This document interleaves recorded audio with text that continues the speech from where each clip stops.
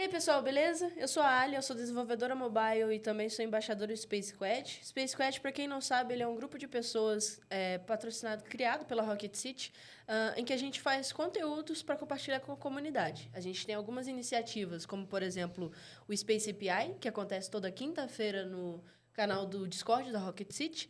A gente tem também o blog, fazendo postagens por lá. A gente tem os meetups, que acontecem por todo o Brasil. Então, vocês podem acessar o meetup.com no perfil da Rocket City, que vocês podem ver quais são os próximos e, quem sabe, pode estar perto da sua cidade. E também, se você quiser saber, além de entrar no site da meetup.com, você pode entrar no nosso Instagram, que está sempre aí na descrição. E por lá a gente posta tudo que a gente está fazendo, todas as iniciativas e com antecedência para você ficar por dentro e poder assistir as coisas ao vivo, beleza? E se você quiser fazer parte do Space Squad, as nossas redes sociais estão sempre na descrição, então vocês podem entrar em contato. Mas tem também o link do nosso site, em que tem o perfil de todo mundo, tem o rostinho de todo mundo lá, e o nome também, né? Porque não sou só eu e o Taveira, tem muita gente participando. E você pode entrar em contato comigo, com o Taveira, com a Nádia, com a Jaque, ou então entrar no site e preencher o formulário. Sim, que a o gente... site está na descrição e as nossas redes sociais também. Exatamente. E aí a gente entra em contato com vocês. E aí, quem sabe pode vir ajudar talvez no podcast. E aí, olha aí, qual é o episódio de hoje do podcast? O episódio de hoje é com a Keeper. Então, dando uma introdução para vocês, ela já deu um spoiler. Eu sou o Gabriel Taveira, também faço parte, né? Sou um dos embaixadores. E a Keeper, a criadora de conteúdo, ela é dev no Itaú, então ela tem muita coisa para passar, tanto do lado de como ela começou na criação de conteúdo, quanto de experiências e de vivências que ela já teve durante as empresas, como funcionam as coisas por ali, como ela começou, como foi ser encontrada e começar numa empresa tão grande como Itaú. Ela migrou ali de React para Angular, então a gente comentou sobre isso também. A gente entra em vários assuntos legais, conta várias histórias aí que a experiência, né, muda bastante a cabeça das pessoas. E um jeito é acompanhando os conteúdos. Então, vou abrir a call para você.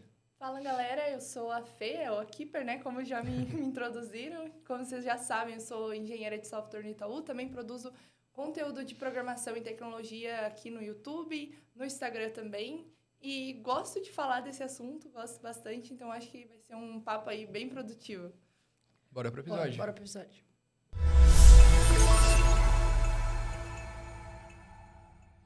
Bom, vamos já indo mais direto, assim. Tá. Se apresenta um pouquinho pra gente, explica mais ou menos o que você faz hoje em dia. Tá, beleza. Não sei se você sabe, mas eu trabalho no Itaú. Eu trabalho como engenheira de software. Tô no Itaú há 1 ano e 1 mês. Fez 1 mês já? 1 ano e 1 mês, no dia 4 fez. E eu tô trabalhando hoje com Angular e Java. Eu nunca tinha trabalhado com Java antes, foi a primeira vez que eu trabalhei. E antes eu trabalhava com React. Trabalhei 2 anos com React. Primeiro na Aftersail, que era uma startup de Curitiba. Depois trabalhei na Stone, na maquininha de cartão. E aí, quando eu estava na Stone, foi quando os recrutadores do Itaú me acharam. E uma curiosidade legal é que eu aprendi React através da Rocket City. Eu já falei isso pro Mike. E às vezes eu falo pra galera nos stories, a galera acha que eu tô só querendo falar pra fazer propaganda, sabe? Mas é real mesmo, eu aprendi o React através da Rocket. Foi através do primeiro Next Level Week que teve. Antes era aquelas Omnistack Week, alguma coisa assim. Era Omnistack, semana Omnistack. Isso, aí eu tinha visto uma acontecer, eu não cheguei a participar. Daí eu fiquei com vontade, aí quando começou a Next Level Week eu fiz. Eu fiz a primeira com o Mike, aí que tinha a trilha do Mike e do Diego, né? Aí eu fiz a do Mike e depois eu fiz a do Diego. Foi bem legal, assim. Que massa. E assim, eu não vejo muitas pessoas fazendo a migração do jeito que você fez. Eu já conheci pessoas que foram do Angular pro React. Mas eu não conheço muitos que fizeram a migração contrária. Eu queria entender como foi isso para você. Foi mais por oportunidade mesmo, assim, ó. Eu comecei a aprender Angular na faculdade por causa de um projeto de pesquisa. O professor, tava com uma bolsa de pesquisa e os alunos dele, os doutorandos e os mestrandos estavam usando o Angular. Daí eles falaram assim, isso aqui... Eu nem sabia o que era JavaScript para começar. E os caras já me falaram assim, isso aqui Angular, começa a estudar e vai entrar aí na bolsa com nós. Aí eu, tá, beleza. Eu comecei a estudar. Eu comecei pulando todas as etapas mesmo. Comecei da pior forma possível. Comecei estudando Angular, não sabia JavaScript, não sabia TypeScript, não sabia HTML, CSS, não sabia nada. Caramba. Sim. Nem HTML e CSS? Não sabia nada. Eu, tipo assim, entrei na faculdade, vi essa bolsa de pesquisa, me inscrevi. Não sei porque me aceitaram também, não sabia nada. Mas me aceitaram, tipo, o professor gostou de mim, que eu tava, tipo assim, super com vontade de aprender. E aí, como os meninos que já estavam tocando o projeto eram alunos também, tipo assim, eles não sabiam muito bem como me ensinar, daí eles só me deram um monte de link e falaram para eu estudar. Aí comecei a estudar Angular, me traumatizei um pouco, fiz alguns projetos. E aí, quando eu comecei a estudar Angular, eu comecei a ver, não, cara, tem esse HTML aqui que eu não sei o que é, tem esse CSS que eu não sei o que é. Daí eu comecei a procurar, e aí descobri a Rocket City, por causa que eu comecei a ir atrás disso. E aí, quando eu descobri HTML e CSS, estava estudando, descobri o React. Aí eu pensei, não gostei desse Angular aqui, eu prefiro o React. Aí lá no projeto de pesquisa da faculdade eu falei, tipo assim, a gente estava meio que criando vários MVPzinhos, assim, porque o professor queria que a gente fizesse. Aí ia ter um novo MVPzinho que a gente ia criar. E eu falei, eu posso fazer com o React, que é uma ferramenta que eu aprendi, que é melhor que o Angular, não sei o quê. E aí ele, pode fazer. Aí eu fiz. E comecei a estudar React. Aí consegui minha primeira vaga como React. Aí, quando eu estava na Stone, o recrutador do Itaú entrou em contato comigo e falou, a gente está com uma vaga, gostei do teu perfil, etc., mas é para trabalhar com Angular. Aí eu, Aí eu pensei, é o Itaú, vai trabalhar com Angular. Mas eu já trabalhei, daí eu fui. Foi assim que aconteceu, tipo assim, não foi planejado, só aconteceu. Faz sentido. Eu comecei com React, eu sabia da existência do Angular, mas também o primeiro emprego que eu fui em empresa de produto, chegaram e falaram, eu te vi no hackathon, não sei o que lá, você nem precisa fazer o teste técnico. Assim, você vai fazer com Ionic e Angular. Eu, tipo, nem sei isso. Ele viu fazendo em React, eu era o dono da empresa, ele também não entendia muito. Ele, não. Aí eu, beleza, vou fazer. É muito louco. Acho que todo mundo tem uma experiência dessa. Tipo, é legal que você falou que, tipo, não gostei muito, teve meio que um trauma. Porque o meu primeiro estágio eu fiz foi com Vue. E eu peguei trauma de Vue por causa do primeiro estágio. Porque eu não sabia nada. E aí eu aprendi do jeito errado. E aí fica isso na minha cabeça. Mano, que medo, velho. E como é que fica aquele código todo ruim? Tipo, o código da empresa era muito ruim. Aí eu já aprendi do jeito errado, com um código muito ruim. Foi traumático. Eu não vou encostar em Vue de novo. O primeiro contato que eu tive com o Angular foi assustador.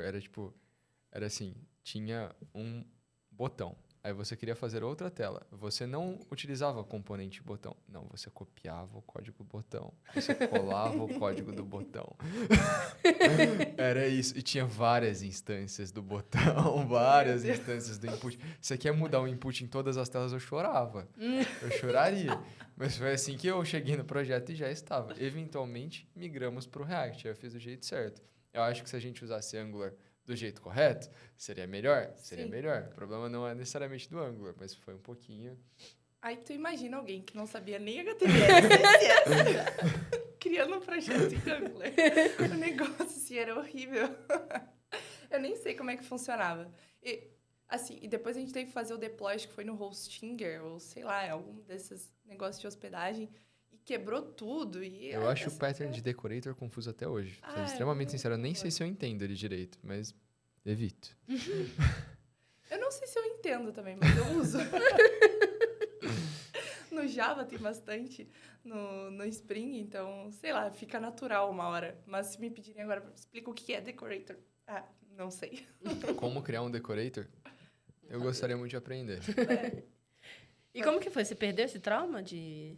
Perdi porque eu entrei no Itaú e fiquei com medo, tipo assim, de não conseguir fazer os negócios, de não conseguir lidar com as demandas.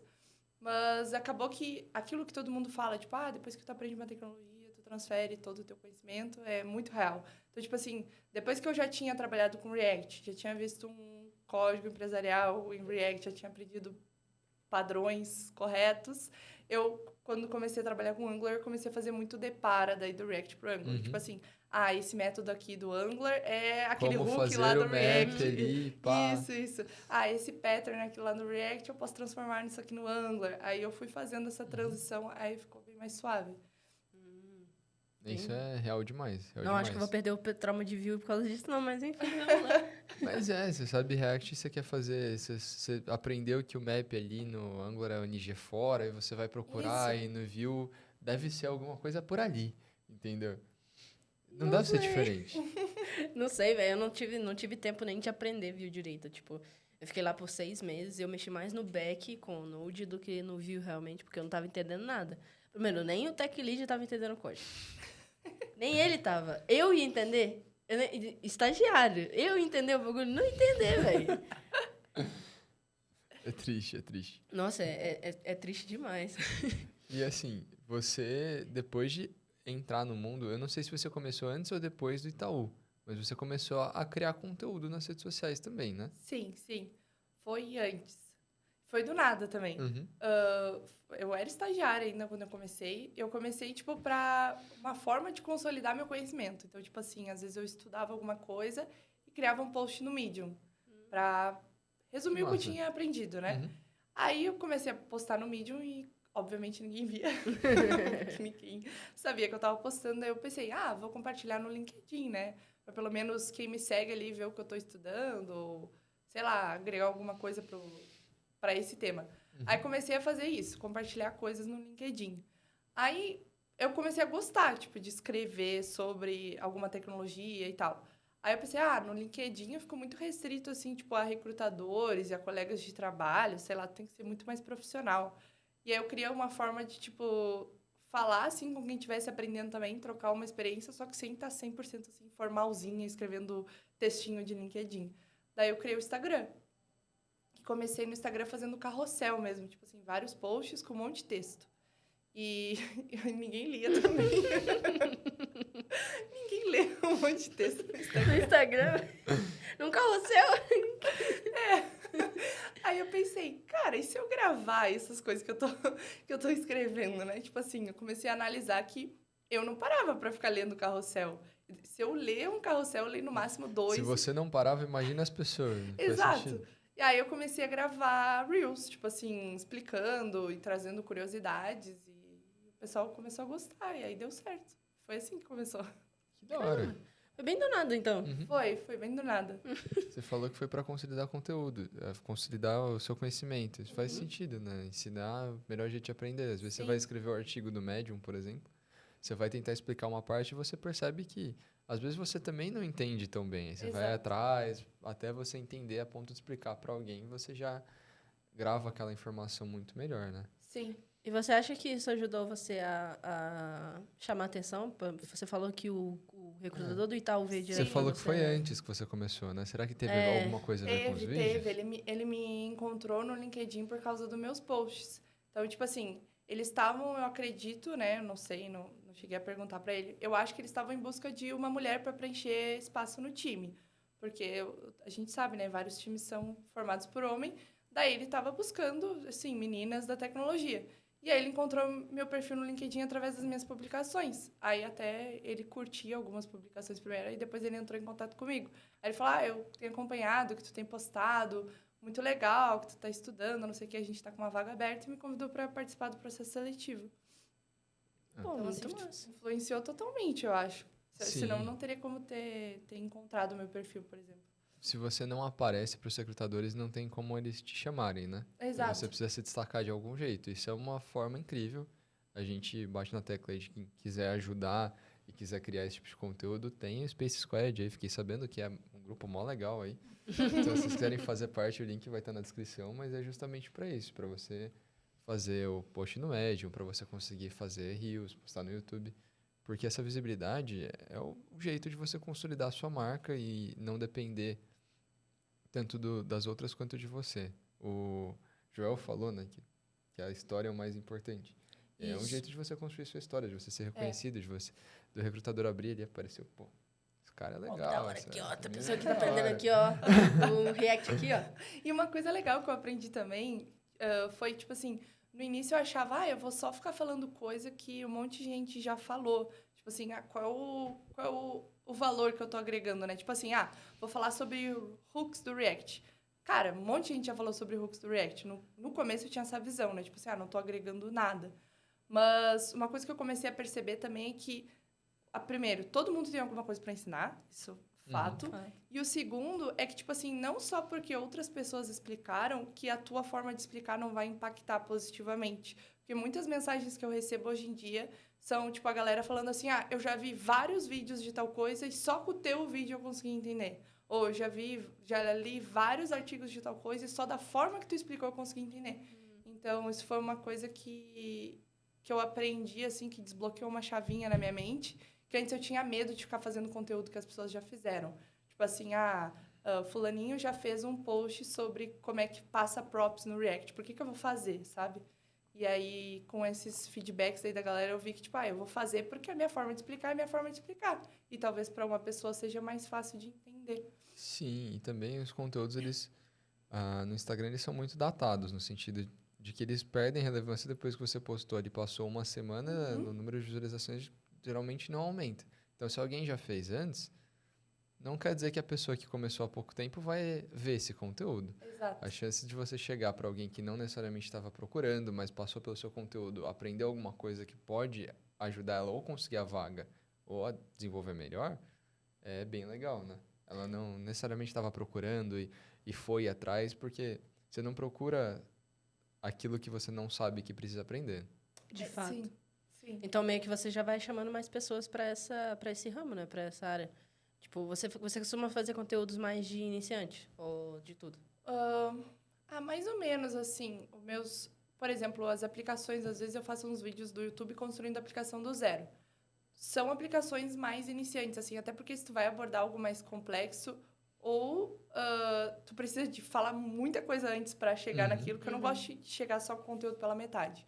Ou, às vezes, assim, a galera que tá ali acompanhando, eu faço bastante live, o pessoal não consegue entender porque ainda tá começando. Daí eu comecei a fazer uns projetos mais de iniciantes, assim, mas eu sempre tento trazer algo um pouco além, assim, sei lá. Sim. Eu meio que tento trazer mais ou menos o meu estágio de carreira, porque, por exemplo, eu sou júnior ainda, mas já estou transitando ali para um pleno. Daí eu sempre tento trazer, tipo assim, essa visão de júnior, mas o que eu poderia fazer a mais para incrementar, para elevar o nível, etc. Então, mais ou menos esse nível do meu conteúdo. Nossa, e também quanto mais específico o seu conteúdo, mais específico é seu conteúdo, né? Então, isso quer dizer, por definição, que não vai abranger todo mundo.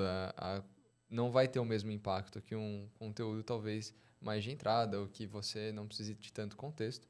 Se você quer explicar aquela funcionalidade específica daquele framework que você... Talvez você consiga 10 visualizações.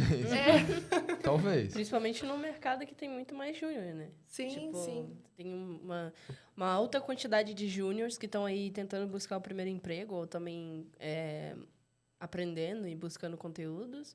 E é um fato de que você criar conteúdo para quem está iniciando é muito mais fácil. Sim. É muito mais simples e muito mais fácil de conseguir audiência. Mas, ao mesmo tempo, é muito necessário. Sim. Para trazer um mais público pessoas que está precisando, com certeza. É literalmente um público que está precisando desse conteúdo. Sim. E eu vejo que a galera que está começando tem bastante dificuldade também de ver a aplicabilidade das coisas. Então, tipo assim, tô estudando React e nunca trabalhei. Tô estudando, criando meus componentes, mas num projeto real, como é que funciona aquilo, sabe? Então, é uma coisa que eu gosto de falar bastante, assim, também nos vídeos e nas lives. Eu sempre tento dar um exemplo, assim, pra galera. Tipo, imaginem o site do tal coisa, e isso lá que vocês veem, é isso daqui, não sei o quê. Eu acho bacana para quem é júnior também conseguir ir ligando as coisas, linkando para quando chegar num projeto real não se assustar muito também. Porque eu me assustei muito quando eu comecei a trabalhar. Essa coisa de projeto real, ela é muito importante porque, por exemplo, você comentou que você fez faculdade, né? A gente vê muito que a faculdade não apresenta o real da vida real. É muito teórico, né? E muitos cursos também são muito teóricos. Tipo, você aprende a fazer e tá joia. Mas e isso aplicado num ambiente real? No ambiente, como a gente estava comentando, por exemplo, de Vue, beleza, eu fiz um curso de Vue para conseguir entender o que estava acontecendo. Não entendi, não, mas tentei, ok? Então, eu fiz um curso e aí eu aprendi a fazer aplicações de Vue. Tipo, sei fazer aplicações de Vue. Mas eu ainda não sei utilizar Vue no mercado de trabalho, porque eu não pego um código perfeito. Sim. Entendeu? É essa aplicabilidade de você pegar um código que não está perfeito e entender por que ele não está perfeito e conseguir mexer nele, é aí que está o problema, é aí que está a dificuldade. Sim, entendeu? sim. É aí que fica o medo. Teste é uma coisa ótima para exemplificar, que às vezes você aprende teste na teoria, aprende o que é teste de integração, end-to-end, E aí a pessoa que está começando, o cérebro já começa a derreter, né? Como é que eu vou usar esse negócio? Eu faço end-to-end, eu faço integração, para que serve? Por que eu uso? E na real, você não vai fazer isso no seu projeto pessoal. Você está começando agora, dificilmente você vai pegar, a não ser que você esteja fazendo um bootcamp muito bom, assim, você não vai ver a necessidade de fazer um end-to-end no seu projeto pessoal, que só você vai usar. Sim. Aí, quando você vê o conteúdo de alguém que já entendeu essa teoria, já foi na prática, já falou, ó, aqui a gente usa assim, assim, assado para isso, isso, tal, e soluciona o problema tal, tal e tal, é muito melhor do que a galera que vende o sonho de que tudo, às vezes, precisa porque precisa, mas as coisas têm um motivo. Você está fazendo um projeto pessoal, provavelmente ninguém liga. Talvez só um recrutador quando ele for ver, mas uma vez na vida que ele vai ver. E tem coisas assim que eu acho que o júnior não precisa aprender nesse momento de carreira, porque às vezes vem uma galera também assim fazer umas perguntas pra mim e eu falo tipo, calma, não precisa estudar isso agora. Respira. Estuda primeiro o básico assim e depois tu estuda isso. Por exemplo, uma coisa que a galera pergunta bastante é justamente isso, de teste de integração, teste de teste unitário, pipeline de testes. Tipo assim, eu fui começar a arquitetar a nossa pipeline de testes mesmo, por exemplo, lá no meu trabalho, esse ano, sabe? Tipo assim, porque antes, por causa das realocações lá do time, agora eu ganhei mais responsabilidades. Mas antes, tipo assim, normalmente tu vai entrar num time, já tem o sênior, já tem o pleno ali, a galera já manja da arquitetura, já fez o negocinho, não vai precisar fazer. Só depois de um tempo mais avançado na carreira que tu vai precisar realmente fazer aquilo. A não ser que tu esteja numa startup e esteja criando tudo do zero, né? A não ser que você seja o júnior da startup e só tem o júnior. Só tem o Parabéns. júnior. Cara, isso é impressionante. Startup, quando ela inicia, ela só tem júnior e isso não faz sentido nenhum. Não faz sentido nenhum, mas... E aí que tu te traumatiza. E aí que vem os traumas. Faz aí. Como é que fazer... Só faz. Silêncio, faça. Mas é bem isso. E é verdade que você falou que, tipo, é interessante o júnior saber que tem muita coisa para ele aprender. Testes, padrões, arquitetura, paradigmas de programação e tudo. Só que você não precisa saber agora. Você precisa saber o básico. Por exemplo, o júnior de front-end, ele tem que saber HTML, CSS. Ele pode ter iniciado JavaScript, óbvio, mas ele tem que pode ter iniciado em algum framework, como React, Angular, Vue. Ele pode ter iniciado em algum framework, PHP também é interessante. Então, mas não precisa saber de tudo. É você saber que existe e saber que em algum momento você vai ter que aprender. Sim. Mas no momento não é agora que você tem que saber isso tudo. Agora você tem que saber fazer bem o básico. Sim. Para depois evoluir. Entender para que serve, geralmente. Assim, você não precisa Exatamente. Eu acredito que tem muitas vagas que peçam a requisito de teste. E aí, o melhor jeito de você aprender o requisito de teste é estar no mercado de trabalho, porque você só vai usar isso numa empresa de verdade. Exatamente. Para entrar na empresa, você precisa saber, e para saber, você precisa estar na empresa. E aí, o Homem-Aranha apontando para mim. Exatamente. E aí, o outro melhor jeito de saber é pessoas, por exemplo, compartilhando conteúdo, que falam, ó, aqui no Itaú, puta empresa grande, a gente faz assim, assim, assado. Você começa a aprender com a experiência da outra pessoa, sem necessariamente ter entrado na empresa. Óbvio que a sua retenção de conteúdo é menor do que trabalhar no lugar. Sim. Mas você vai estar 1000 anos na frente de alguém que não tem noção nenhuma do mercado de uma empresa, né? Sim. E eu acho essas perguntas muito válidas, assim. Eu gosto muito quando a galera pergunta, tipo assim, Fê, eu tô estudando isso, mas no mercado é assim mesmo? Tipo, eu adoro quando a galera pergunta, porque eles têm o estalo, assim, sabe? De entender como se encaixa as coisas. Esses tempos eu estava falando sobre a AWS Lambda, as funções serverless, né? Aí um inscrito perguntou, tá, mas usa isso mesmo? Tipo assim, em que momento usa? Porque isso aí parece pra mim um back-end pequenininho, né? Que só bota rápido. Um mini back-end.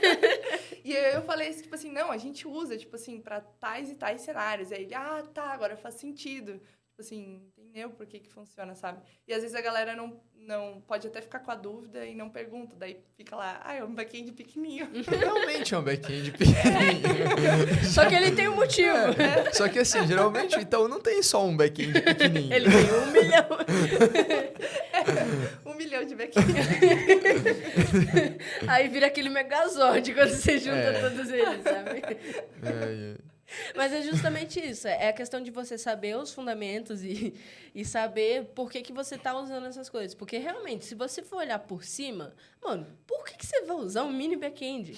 Não faz sentido nenhum. Negócio Faz ele inútil, tudo. bota tudo junto aí, fica fazendo Bota mil tudo- deploy. Pra que você vai fazer teste se já tá Você funcionando? não vai entender, tipo, Entendeu? sei lá, que é mais fácil times fazerem um deploy sem afetar um e outro e escalar. Se você tá trabalhando sozinho.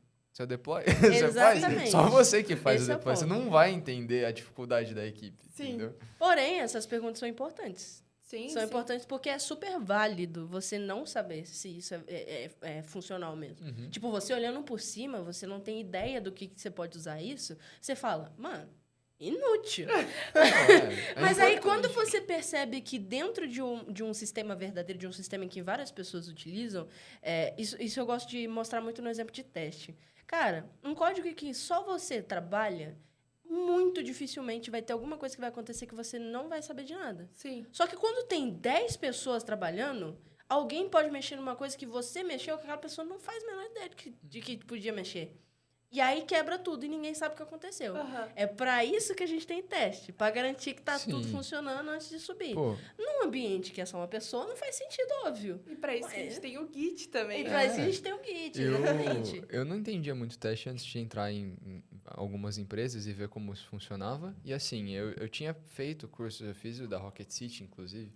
Então eu tinha noção do que eram testes. Pouca coisa na prática, mas na teoria, porque eu nunca tinha usado realmente uma aplicação. Então eu cheguei numa primeira oportunidade, eu vi, não tinha teste, muita coisa era manual, eu falei, pô, eu acho que a gente precisa de teste. Aí ele me falou, isso daí ninguém usa teste, ninguém tem tempo para fazer Isso teste. aí é mito. Isso daí é mito. Aí eu falei, realmente, deve ser, né? Beleza. É mito. Aceitei. Cheguei no Zé Delivery, tinha teste pra tudo, velho.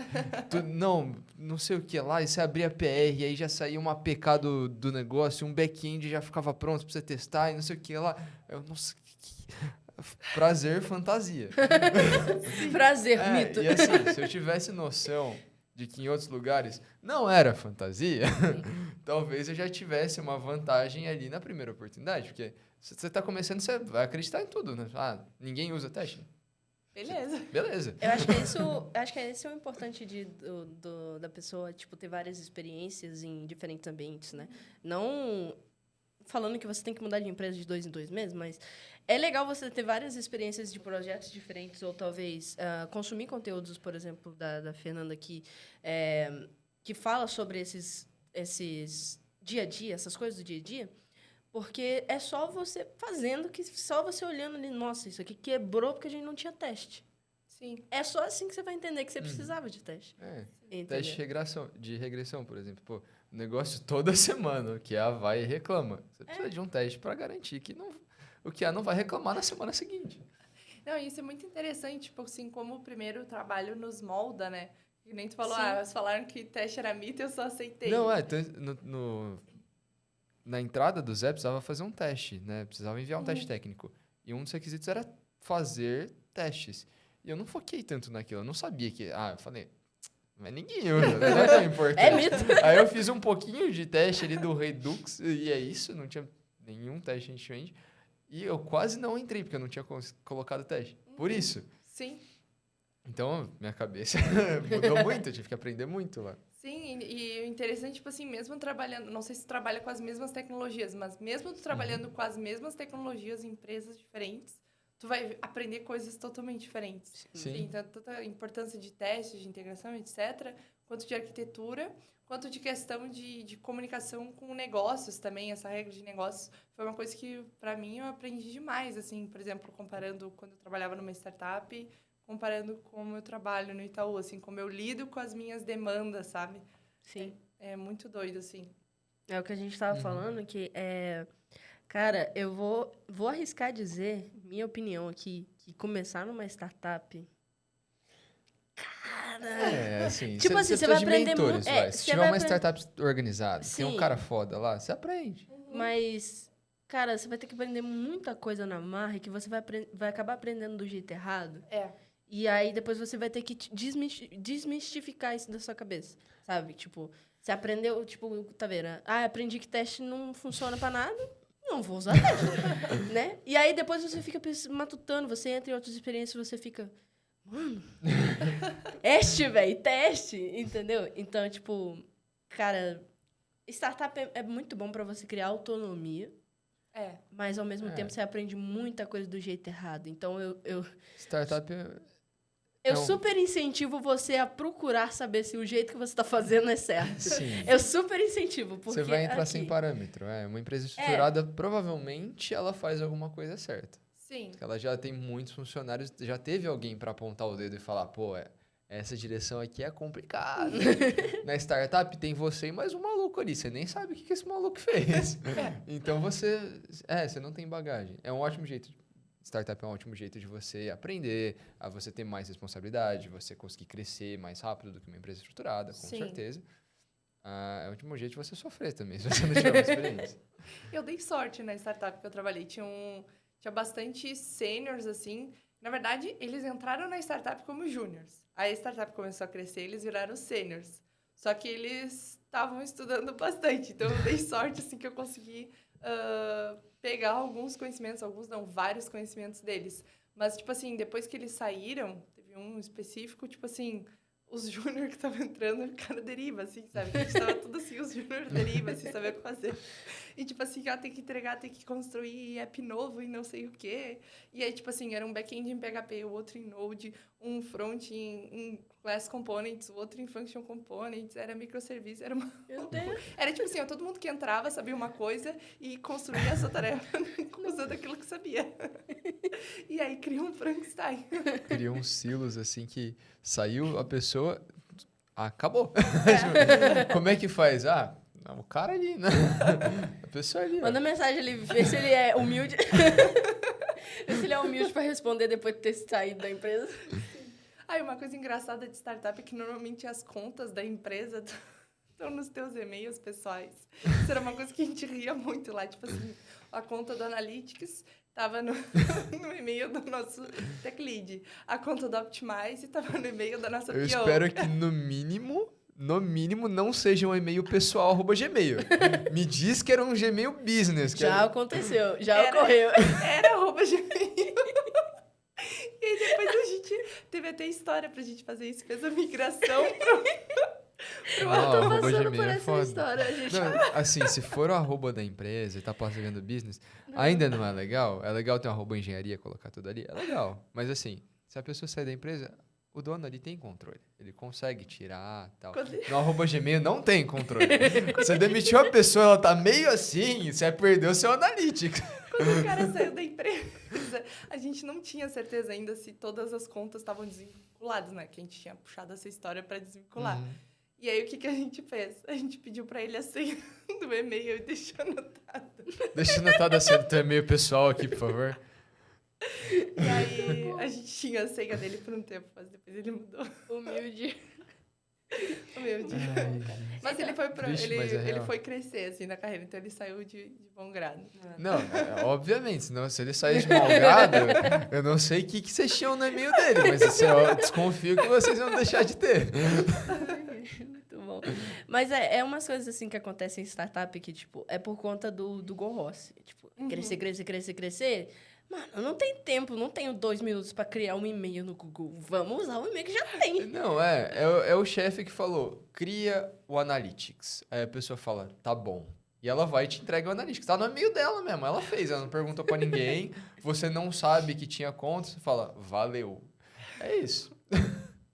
Sim. E, tipo assim, às vezes a gente tem essa visão só da área de tecnologia ali, a gente que tá no modo Go Horse, mas do outro lado tem o pessoal de negócio que tá criando startup que também tá no modo Go Horse. Quando vê o cara ali que tá pedindo pra tu criar o Analytics, nunca mexeu no Analytics Business, então ele não sabe que tá numa conta business. Então, tu não sabe, ele não sabe também. Então, tipo assim...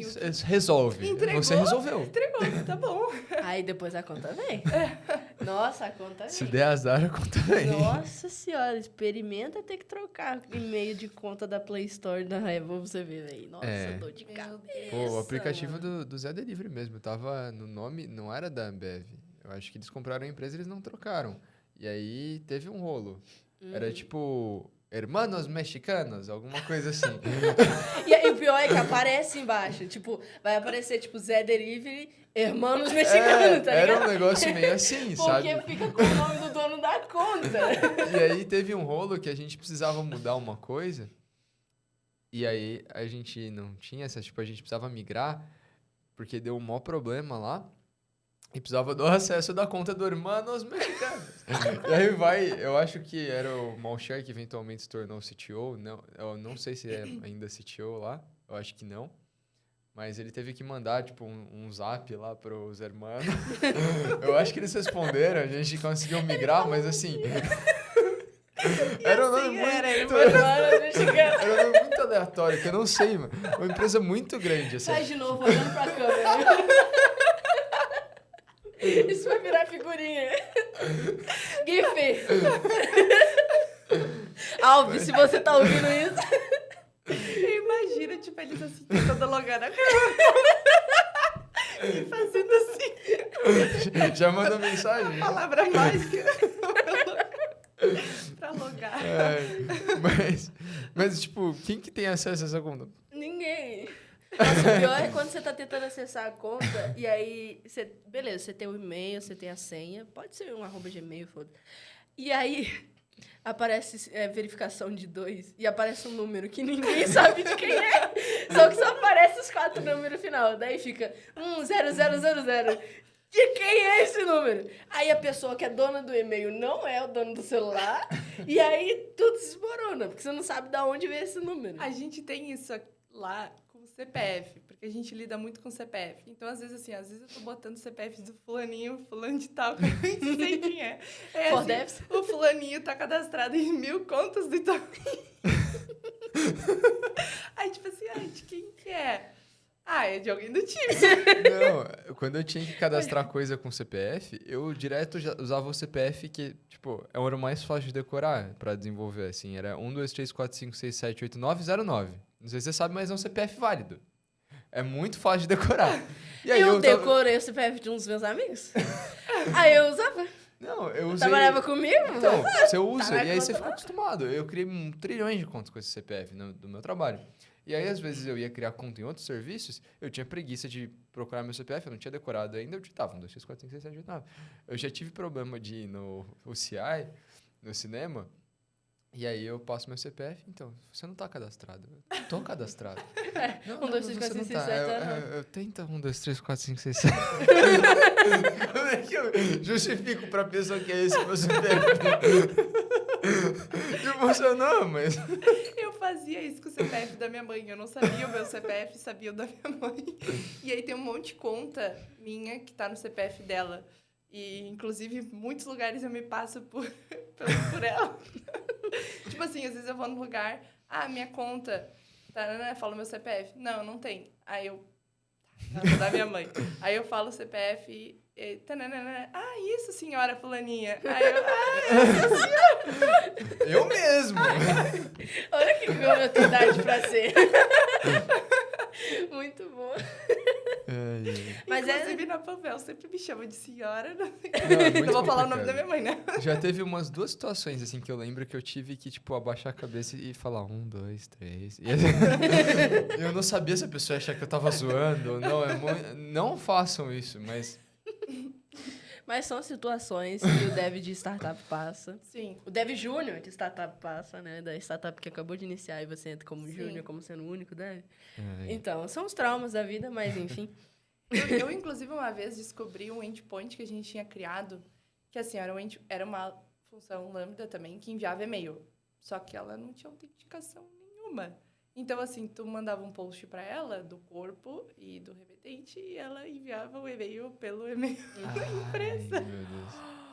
Meu Deus. E tava liberado? Tava, tipo assim, qualquer um que chama aquilo. Aí, tipo assim, eu descobri isso nos testes, se eu não me engano. Eu tava, assim, tipo, testando o local e eu não tava autenticada nem nada, eu tava criando ali, tipo assim, a gente tinha o fluxo de autenticação dentro do app, só que eu tava testando o app sem estar autenticada e eu consegui disparar o e-mail. Aí eu, tem alguma coisa errada. Wait a minute. Não. Aí eu pensei, isso aqui é só porque eu tô no meu PC da empresa, deve ter algum cache. Vou tentar no meu PC pessoal. Fui lá, fiz um post pelo Insomnia, recebi o e-mail no meu celular. da empresa. E eu, meu Deus. Imagina se alguém Ainda bem, assim... E era no e-mail da empresa mesmo, o e-mail oficial da tipo assim, empresa. sim, contato, @ empresa. Eu já tive algumas situações, algumas menos, mas assim, por exemplo, o usuário clicava em uma coisa, a gente disparava um e-mail pra gente mesmo, com o body e o título. Mas era uma API que recebia body e título e enviava um e-mail autenticado como a gente pra gente mesmo. Qualquer usuário poderia enviar um e-mail de fraude e a gente ia receber como se a gente mesmo tivesse enviado.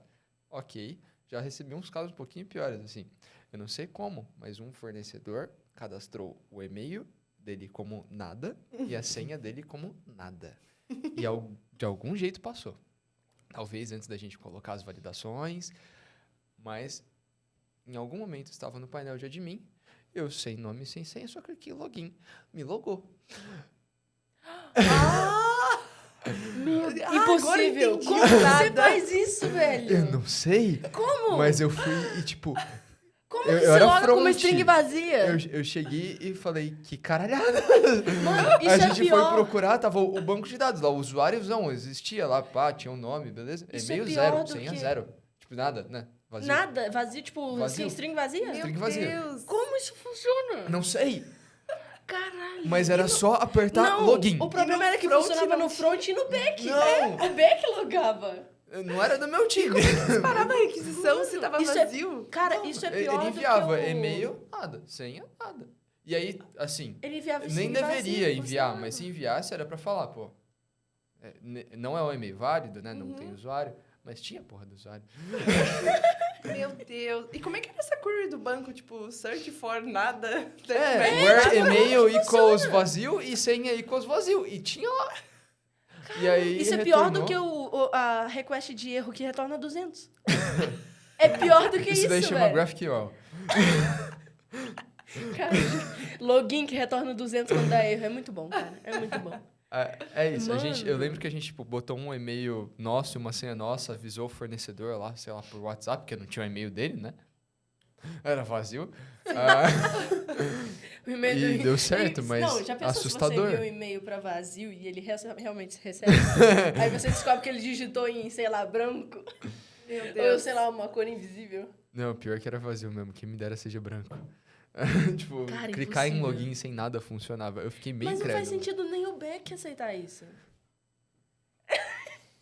É tipo, como que você valida um e-mail e uma... Não e tinha uma validação de e-mail. Ele procurava então se você existia no rendeu- banco. Sei- Tá, mas como assim? Deus, Tipo velho. assim, não fazia. Não tinha nenhum hash de password pra ele falar, mano, não tem password pra fazer o hash. E não tinha validação no body, tipo, da requisição. tipo, mano... Body veio vazio. A gente tinha feito uma migração para Node e era uns dev do .NET. Ah, meu... Ah, Agora E não faz aí? sentido. Eu ajudei em algumas partes da Caramba. migração, mas na parte do aplicativo, na parte do admin, eu nunca olhei. E eu não sei como isso entrou. Mas isso existiu. Eu não sei Porra, explicar. tinha que usar aquele bagulho do GitHub, do Git, que dá pra você ver quem foi que fez o commit. Git O Blame. Git Blame. É. Mano, tinha que ter usado isso, Eu velho. tenho uma história bem engraçada de Git Blame. Conte.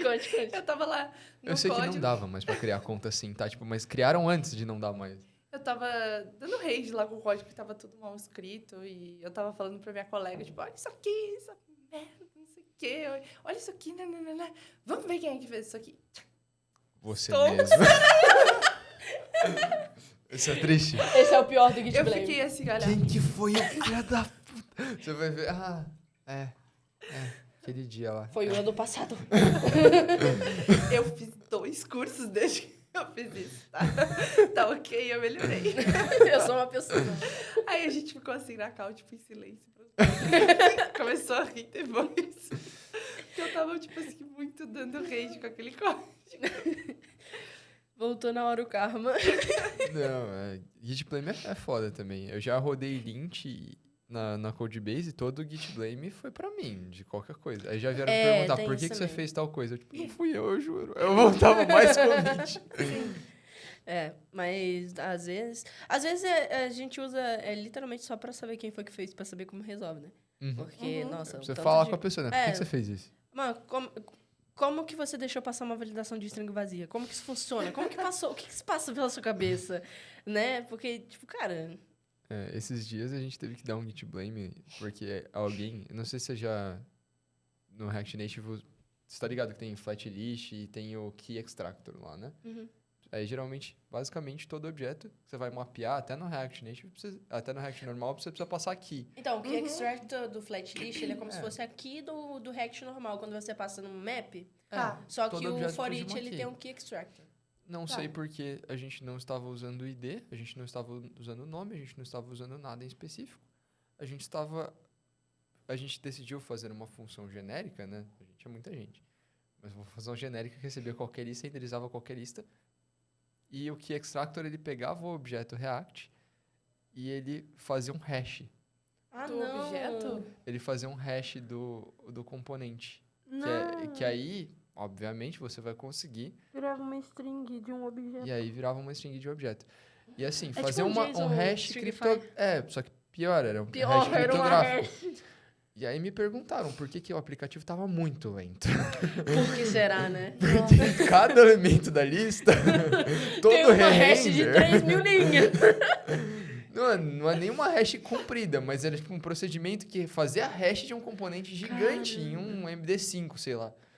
Cara, eu acho que, Meu tipo, Deus. só de você Quando- fazer um processo, tipo, usar o UID pra fazer key. Eu já vi fazer isso. Cara, um processo a mais não precisa de nada. Não. Coloca o nome aí, mais a data e pronto. É melhor colocar index do que colocar o ID. Tipo, não É. faz sentido nenhum você colocar o ID. Você precisa pegar o ID do objeto. Mas assim, pra eu descobrir que foi isso, foi uma luta. Eu tive Sim. que. Eu deletei metade da página. Ficou mais rápido? Não, deletei a outra metade. Ficou mais rápido? Ficou. Aí eu fui fazendo binary search. Quando eu deletei aquela linha, ficou mais rápido. Eu falei, uai. Com essa Nossa. expressão. Mas, cara, é isso. Porque, nossa, tem umas coisas que a gente vê, assim, que, tipo... Cara, eu já fiz muita coisa, não vou lembrar em específico, mas eu já fiz muita coisa que na hora parecia, nossa, isso é genial. Aí Você depois chega no eu dia seguinte, olhava, você- cara, que... Tá ligado? Tipo, mano... Nossa. É Sim. por isso que é bom você sempre revisar Nossa, eu já essas dei coisas. tantas vezes. Eu acho que é uma lição de humildade você olhar pro seu código de um ano atrás, principalmente se você tá começando. Porque Nossa. um ano é muita diferença. Sim. Você olha, você fala. Então eu era burro. Então é isso que eu tô percebendo. Eu tinha uma síndrome, assim, de querer ser a intelijuda, sabe? Que usa... que fazia várias fórmulas matemáticas e usava uns X, uns Y. Aí, tipo assim, uma semana depois, nem eu entendi o que eu Não. fiz.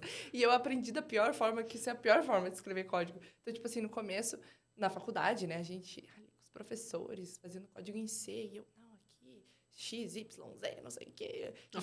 fórmulas e não sei o quê.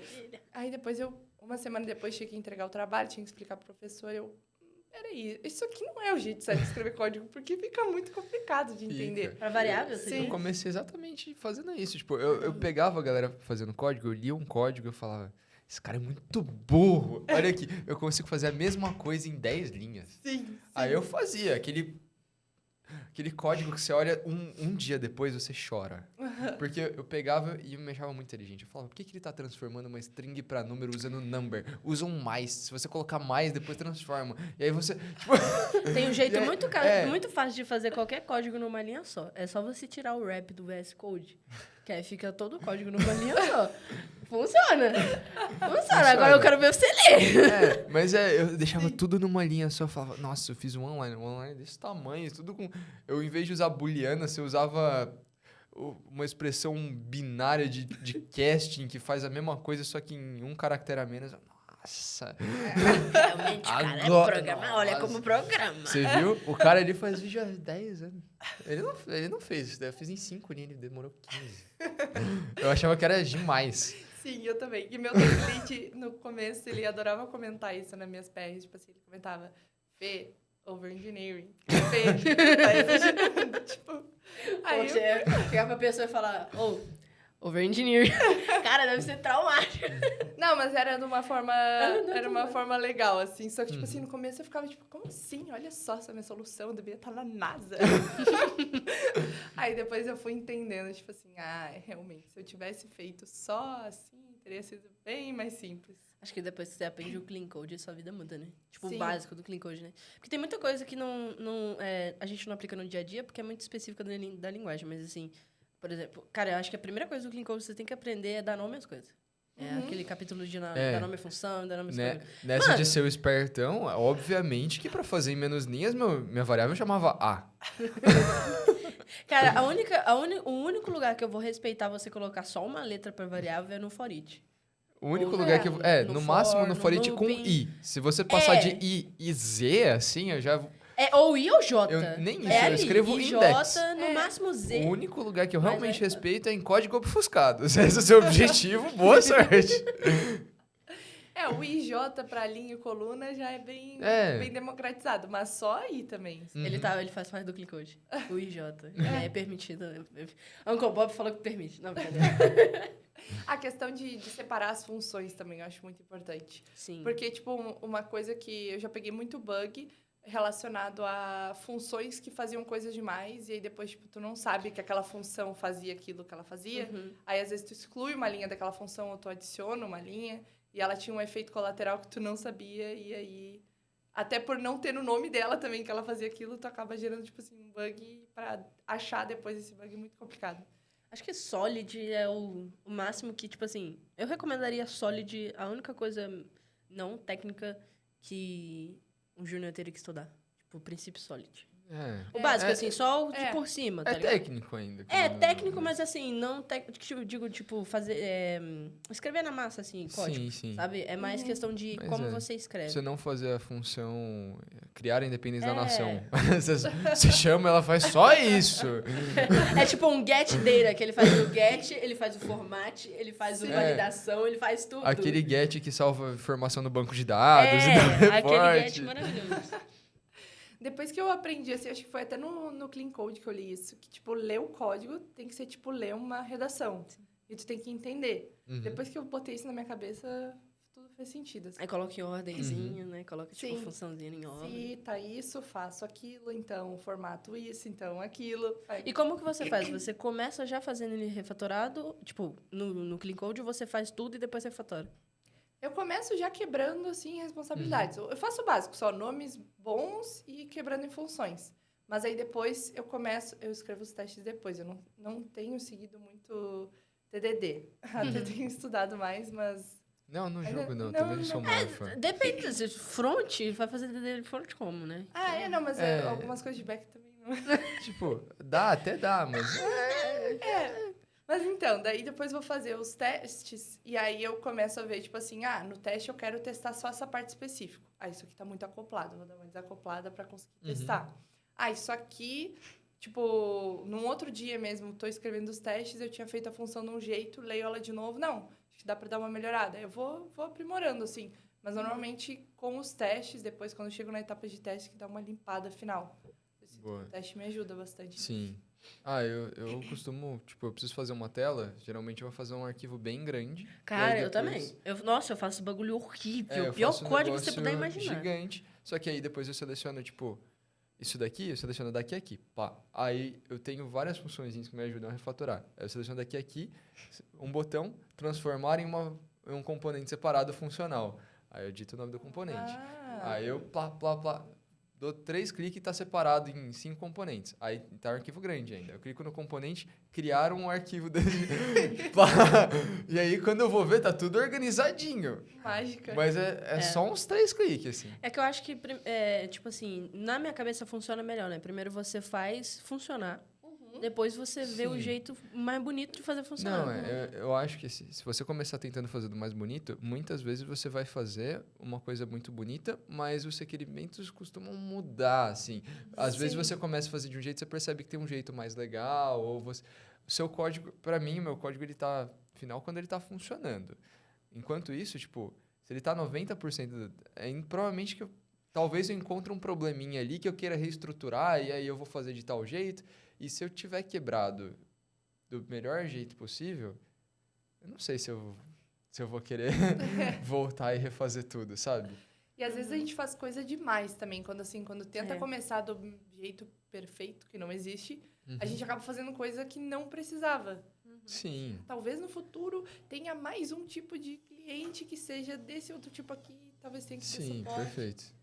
E aí a gente acaba fazendo coisa demais. Mas é justamente isso. Tipo, pra mim funciona melhor. Acho que vai de cada um. Principalmente nesses aspectos de ordem das coisas, acho que vai de cada um. Mas eu gosto bastante também de ver ele ficando melhor depois. Tipo, ver essa mudança. Nossa, olha, eu tô separando em aqui. Cara, eu faço tudo num arquivo só e depois eu vou separando em estruturas de pastas e tudo mais. Sim. Porque, cara, é muito mais fácil e também é muito mais fácil de você perceber as coisas que tem e como você tem que fazer isso ficar O que eu fácil de realmente dar vou manutenção. utilizar, Né? dá pra perceber muita coisa nessa etapa. Sim. Às vezes você extraiu um negócio que você tá usando uma vez só, tipo... Não sei. Sim. Aí não faz sentido, exatamente. Bom, o episódio tá passando muito rápido, mas a gente tá chegando já no tempo final. Você tem mais alguma pergunta que você queira fazer? Nope. Eu vou deixar um tempo pra você dar um recado pra galera de qualquer coisa que você não tenha falado, ou só fazer um jabá das redes sociais, o que você quiser. Beleza. Esse momento é sempre difícil pra mim. Eu não tenho muita criatividade do que falar, mas...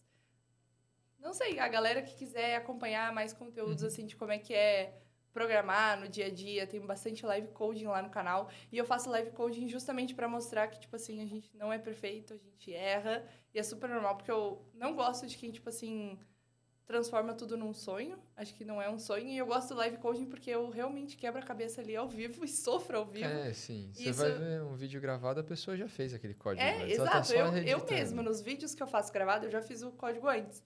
Então, eu gosto de fazer os live coding para mostrar para a galera, tipo assim, situação real e aprender junto também. Então, quem tiver a fim de ver esse tipo de conteúdo de Java, de React, de Angular, lá no canal tem bastante, acho que vocês vão gostar. Perfeito. A gente vai deixar o link do canal dela aqui na descrição. Sim. Inclusive o link das redes sociais dela e das nossas. Sim. Então, acompanhem lá, galera.